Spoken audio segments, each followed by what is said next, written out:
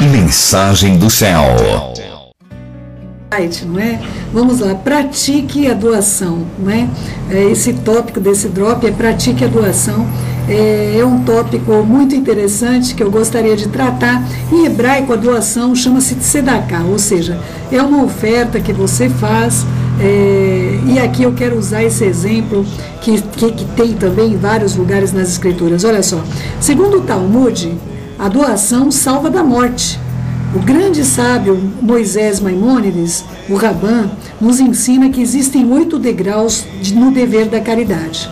O 8º, e mais baixo, é dar sem vontade. Dar com a mão, mas não com o coração. O 7º é dar menos que o necessário, mas com alegria. O 6º é dar de bom grado e proporcionalmente, mas só depois de solicitado. O 5º é dar de bom grado, proporcional e espontaneamente, sem ser solicitado. O 4º é praticar a caridade de modo que quem receba reconheça o seu benfeitor, mas o seu benfeitor não o conheça. O 3º é ainda superior, é conhecer os beneficiados, mas permanecer desconhecido deles. Entendeu, queridos?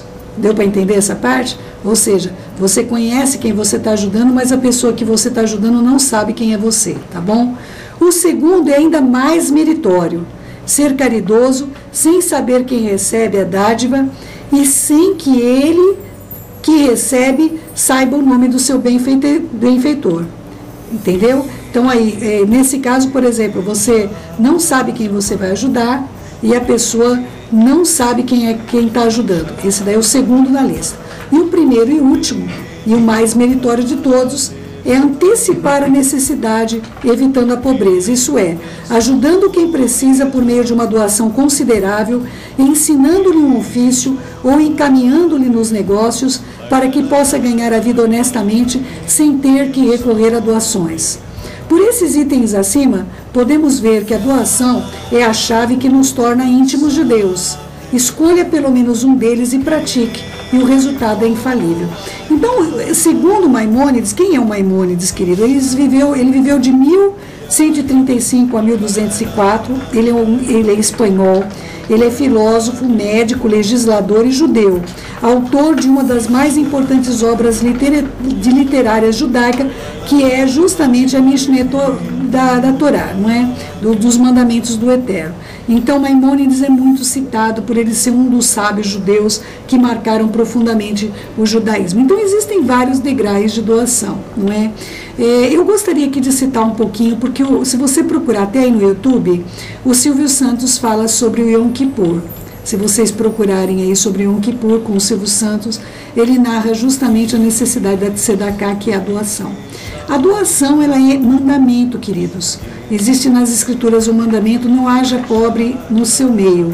Todas as vezes que nós soubermos de uma necessidade e que nós possamos ser doador, é vontade do Eterno que nós sejamos doadores. Essa regra vale para todo mundo, viu, queridos? Então, essa coisa de ter alguém que só recebe, não é bíblica, viu, queridos? Não é? A gente vê vários lugares aí, várias organizações, várias situações onde só a pessoa pede.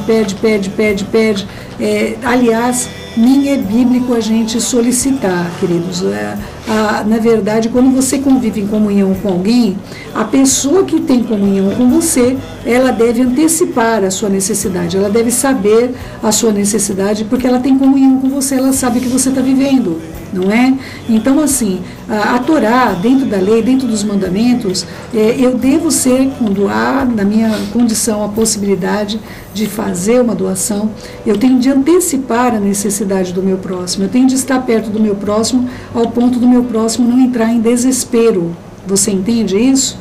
Isso é o que as escrituras dizem, não é? Em cada drop eu quero deixar vários versículos bíblicos para vocês meditarem no YouTube, para que você compreenda a necessidade de ser doador. Não haja pobre no teu meio, não haja quem mendigue, não haja quem lhe falte o pão.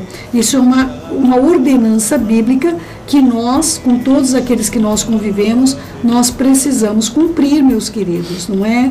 Então isso aí não é também, por exemplo, a máxima judaica com relação a ajudar alguém, é você ajudar alguém a prosperar sozinho, a ter dignidade daquilo que recebe. Aliás, o Silvio fala muito bem isso quando ele trata do Yom Kippur, não é? Ele consegue explicar isso de uma maneira maravilhosa. Aliás, eu tenho um amor muito grande, não é, pelo meu querido Abravanel, não é? Senor Abravanel. Aliás, um título maravilhoso que ele recebeu. Na verdade, o pai dele já era Senor, não é? Ele já tinha recebido um título de nobreza pelo que ele fez pelos judeus espanhóis, não é? E quando ele ajudou muitos judeus a fugirem da Inquisição, e a Espanha disse para ele que ele poderia permanecer lá, não é, se ele negasse o seu povo. E o pai do Silvio Santos se recusou a ter a riqueza e a ter as condições, negando o seu povo, não é? Então, por isso eu tenho pelo Silvio uma admiração muito grande, um carinho muito grande, não é? Todas as oportunidades que eu tive de estar falando com o Silvio foram oportunidades de ver uma pessoa muito temente ao Todo-Poderoso. Por isso eu tenho um comprometimento de oração por ele e também pela família dele, que eu aprendi a amar, não é?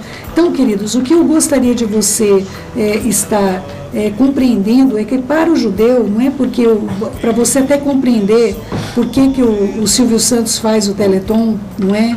Ele não recebe nada do Teleton, viu, queridos? É diferente de outras organizações que têm movimentos aí, não é? Ele realmente faz com esse propósito da Tzedakah, de ajudar ao necessitado antecipando sua necessidade. Então eu queria explicar isso para vocês e para que você compreenda a importância de você ser um doador. Não há ninguém tão pobre que não possa doar, viu, queridos?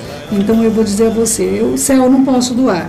Se você pode orar, você pode todas as coisas. Nós somos indesculpáveis, queridos, quando nós não doamos sequer o nosso tempo para fazer o bem. Então seja um doador, pratique o que as Escrituras dizem, e certamente aquele que semeia, muito ceifará. Mas o que semeia pouco, pouco também colherá, não é? Então que nós sejamos daqueles que semeiam para a vida eterna. Isso, na verdade, é a grande sabedoria que o Eterno nos tem dado.